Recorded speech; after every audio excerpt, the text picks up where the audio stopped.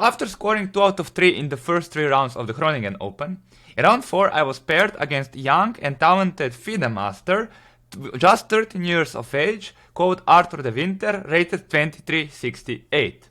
I was very excited to play one of the most promising and talented stars of the Dutch chess circuit, so let's take a look what happened in the game. It was very interesting to play this young player because back in May of 2022, when I was playing in a Dutch league, my team, or more precisely my girlfriend's team, Wachtoren, faced Arthur's team in one round of the Dutch league. And Arthur was playing against my teammate on the board next to me, and he was rated only, I think, 2070 or 90 or something along those lines. So since May until December, so in 7 months, he actually increased his rating by staggering 300 points. At some point, he was even rated over 2420, which is, extremely strong rise. So it was a little bit strange because, you never know, like, whether this rating corresponds to the real strength, whether they are maybe even underrated because they're working hard, maybe they're a little bit overrated, maybe it needs a little bit to stabilize. So, but okay, maybe I shouldn't have thought about these things before the game anyway, and I didn't too much, to be honest. I was kind of excited to play. It was an interesting game to play somebody so young and some strong, and I was doing pretty well in the tournament. So let's dive into the game. My opponent opened with 1e4, which I saw he almost always plays, and I saw that he knows his lines very well. And whereas in the previous game I played the Caro-Kann, this time I didn't quite fancy it, and I played e6. And after d4, d5, knight c3, knight c6, bishop to g5, I saw that he almost always exclusively plays this line, and I have some experience with this variation of the French, so I decided to just let's play it. And after d takes e4, knight takes e4, I actually decided to go a little bit old man chess. So I saw that my opponent is extremely tactical, extremely sharp. As usual with such players, they calculate very well, they enjoy tactical positions. So I decided, okay, maybe it's a smart idea to play this move knight b to d7, to maybe calm down the game a little bit and to have a solid position. You can play bishop e7, and this is what I actually played once in a tournament game. It leads to a more sharp positions if white desires. So after knight b d7, knight f3, h6, knight f6, knight f6, bishop h4, c5. I prepared all this over before the game, and after c3, which was relatively new to me because I think in one game my opponent took d takes c5, but after c3, which is a sensible move, protecting the pawn, I decided to take cd4, knight to d4, and here I was somewhat out of the book. But I decided to play bishop to d7 because I kind of remembered that, as usual before the game, I checked some model games and I remember that this is an idea, kind of preventing this bishop to b5 check. And one of the points of these moves is to kind of be able to play bishop c5 and force this knight away, so to maybe force white to play like bishop d3 and then play bishop to c5. I'm not sure if you play bishop c5 immediately, then you have to account for bishop b5. It is apparently still playable. I saw that Grandmaster Georg Mayer, a strong German Grandmaster who nowadays plays for Uruguay, who is one of the leading specialists of these French positions, he played it. But okay, bishop d7 is playable. And after bishop to d3, maybe bishop c4 is more prudent to not allow bishop c5, but okay, bishop d3. Now I went bishop c5, and actually I may consider taking here. It is true that this would give up my bishop pair, but on the other hand, it would isolate this pawn, and there's an argument for it to be made. So my opponent played knight to b3, and here I played bishop to e7 back, and after queen to e2 I was a little bit worried.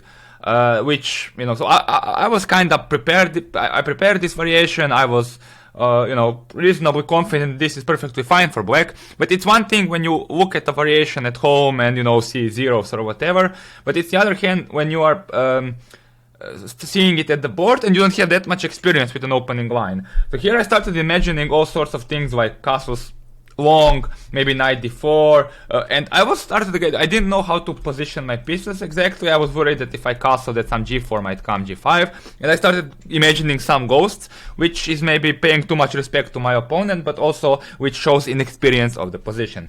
So I can definitely castle short, or I can play something like queen to b6. Because if white castles long, maybe I can play like a5, a4 and try to attack on my own. So it's not entirely clear whether whether white's attack on the king side is more dangerous than mine on the queen side. It maybe needed more calculation, more consideration, but I felt very uncertain in this position, so I decided to play knight to d5, which is still okay. I would very much like to exchange the bishops, but of course my opponent played bishop to g3. And here still, I should either castle or play queen to b6, because now the bishop is blocking the g-pawn, so you could make an argument, okay, now the attack on the king side there's even less reason to be worried about it. But for some reason I was hinged on this idea of playing bishop to g5, trying to exchange some pieces and to clamp down on the f4 square. Now even during the game I kind of felt that this is bad, because I'm, moving the same piece twice, yada yada, not to be recommended. And I remember when I played this move, my opponent literally like almost jumped from the chair. But yeah, this is not such a bad idea from the strategic point of view, but from the tactical point of view it shouldn't work.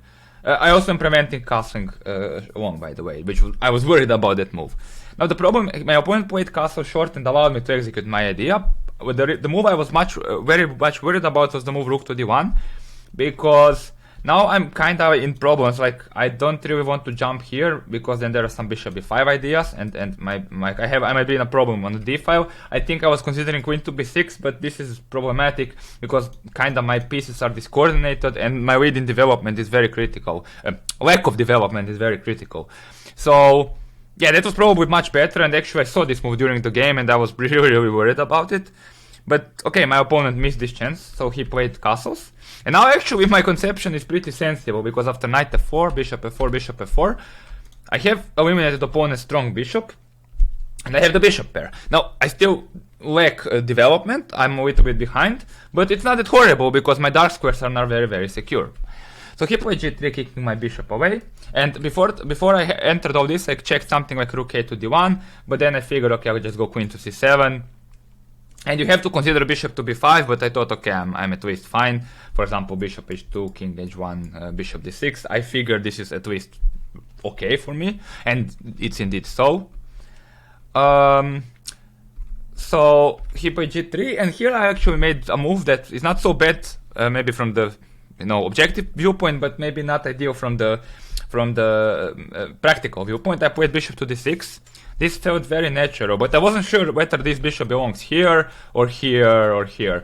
I was considering bishop g5, but then after rook d1, queen b6, I don't know. I mean, this is very solid. Like I can play bishop f6, I can maybe castle long, I can play king to e7, I can maybe even move bishop c6 and castle short. I don't know. I mean, it was probably safer to play like this. But okay, I mean, still not horrible, because after bishop d6, rook a d1, I played queen to c7, and here he played rook to d2. And once again, like there is obviously the idea to double on the d file and target these bishops. And I wasn't sure how to handle it. I ended up playing rook to d8. The computer says you can castle long even, which I didn't even consider because it looked very dangerous. But I guess I will be in time to maybe create some counterplay on the king side if they try to attack on the queen side. I literally didn't even consider it. I also didn't like some move like bishop to c6, because I thought knight d4 is problematic, and then knight f5 might even come and such, and I don't know, but maybe it's not so bad. But okay, I ended up playing rook to d8, kind of overprotecting these bishops on the d file. And here he made a strange move. I expected rook f to d1, and actually this wouldn't have been so easy here, because like it's kind of problematic. I can't castle, because then again these bishops are kind of I mean there are issues with these bishops, and yeah, maybe queen e4 is also an idea. It looks just very tricky. I can move the bishop to c8, but that looks a little bit ugly. It's possible, but it's ugly. Bishop c6 might also not be so bad, I guess, but no, sorry, that's bad, because knight d4 and then again knight f5 comes, and it's just horrible. So that's not good. And what else? Yeah, I mean, the ancient says that I should play king e7 here after rook to d1, king e7. But that just goes to show how impractical the position is. Like, I mean, still, like, knight d4 looks scary, bishop somewhere looks scary. It just doesn't... To be fair, I was considering this move later in the game, but not at this point. But here he played bishop e1, which was a little bit surprising. Like, is there need to move that bishop yet?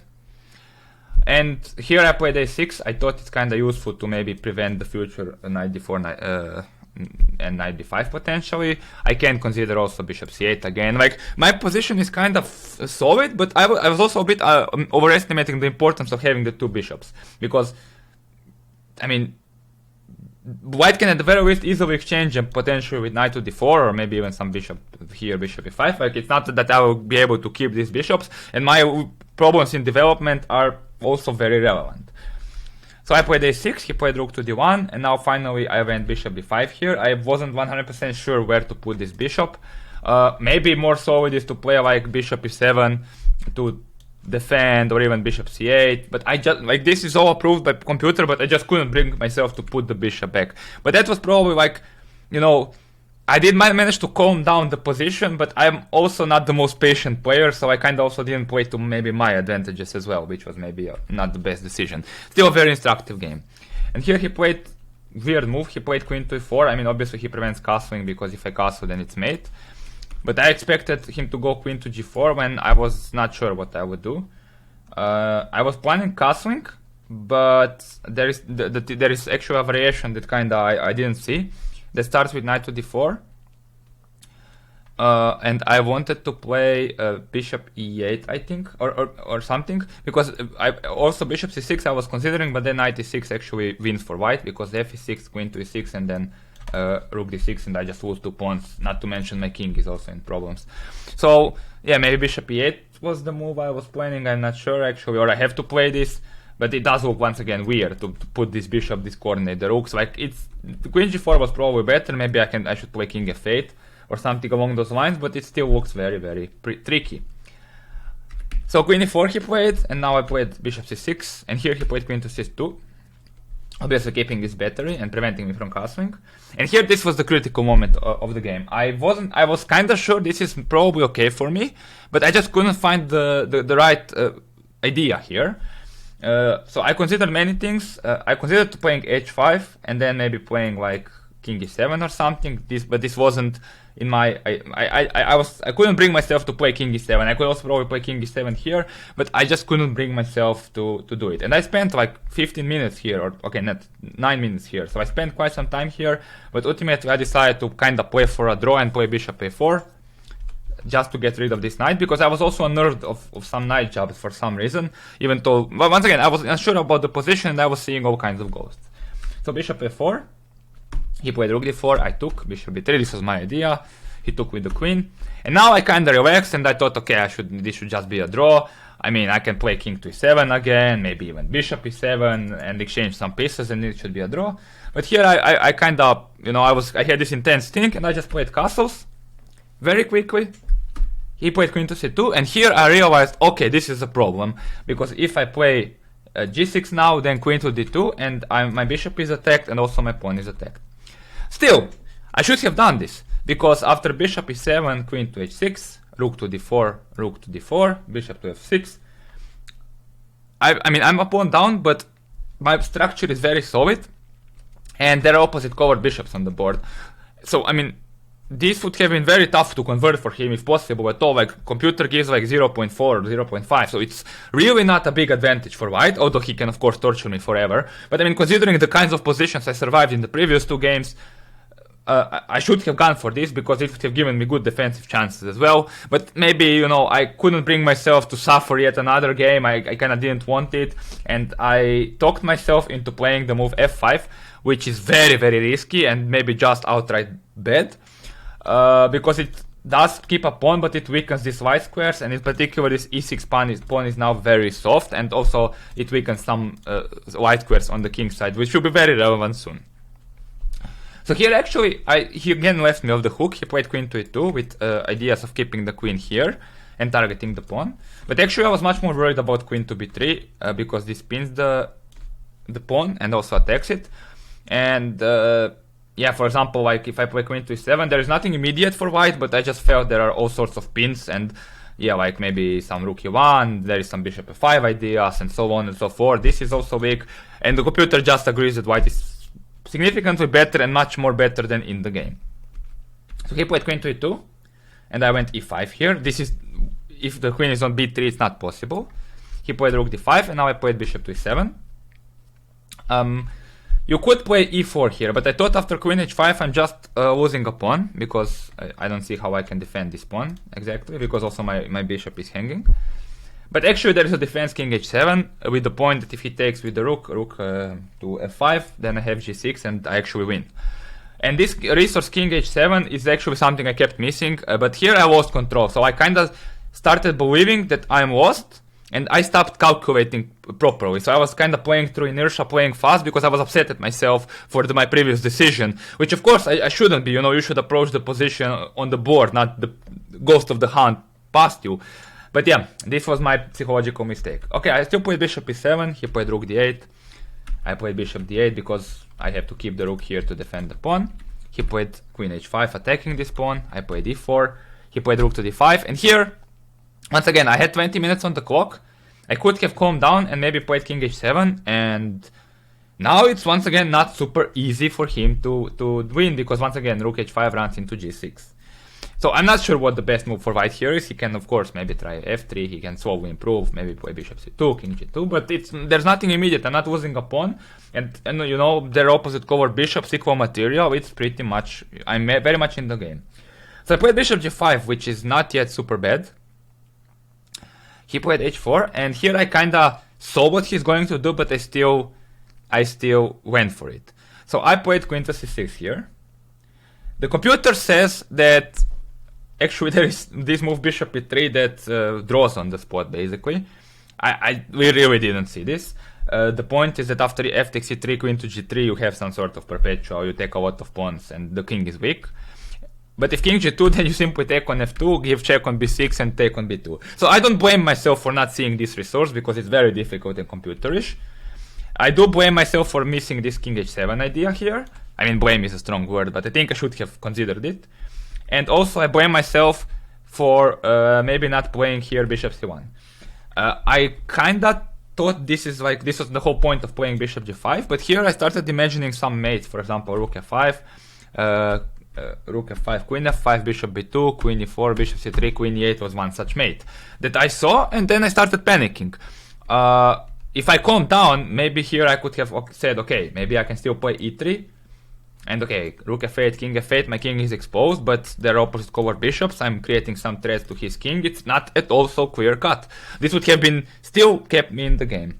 But alas, I played queen to c6 here, and I saw that he'll play bishop c2 with the point that I can't take the rook because bishop b3, and then he wins the queen for the rook and the bishop, and since in general that's material advantage that favors the stronger side, but here my pieces are somehow not coordinated well and my pawns are weak kinda, so this is totally winning, queen b3, b3, I can't hold this.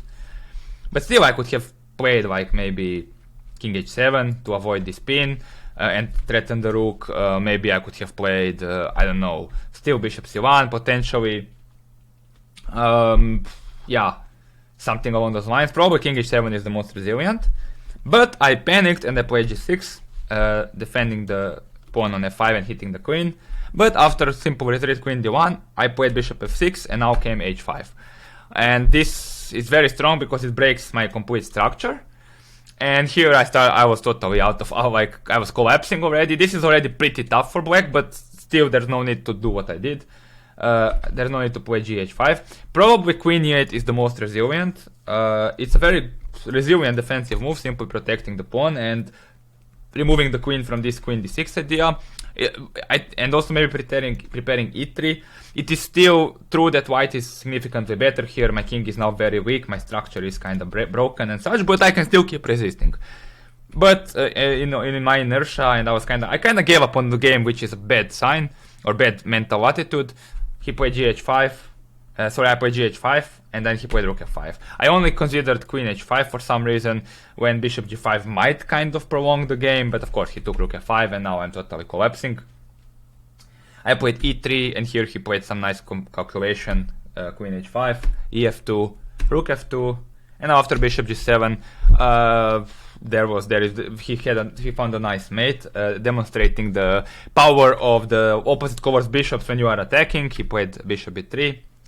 King h8, rook f8, bishop f8, and here I expected queen f7, and I would probably resign because yeah, I mean, how do you stop queen g8 mate? But he played queen e5, very nice geometry. If I play bishop to g7, then there is queen b8, king h7, bishop here, and I have to give up the queen. And if king h7, he found queen f5, and now that it's forced mate, no, I mean, I can go here, but okay, I'll still get mated, or I can go to g7, and I actually allowed my opponent to mate me after king g7, queen f7, king h8, queen g8, mate.